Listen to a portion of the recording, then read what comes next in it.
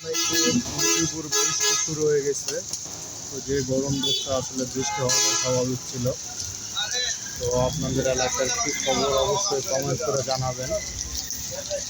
আর গত কয়দিন ভিউ কম হচ্ছিল, আবার ঠিক হয়ে গেছে। 2000, 3000, 5000 আবার ভিউ হচ্ছে।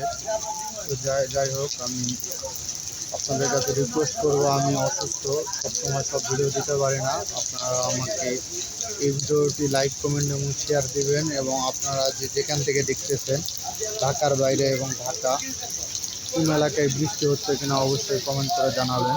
আমি নজিপুর থেকে আপনাদের সাথে যুক্ত আছি।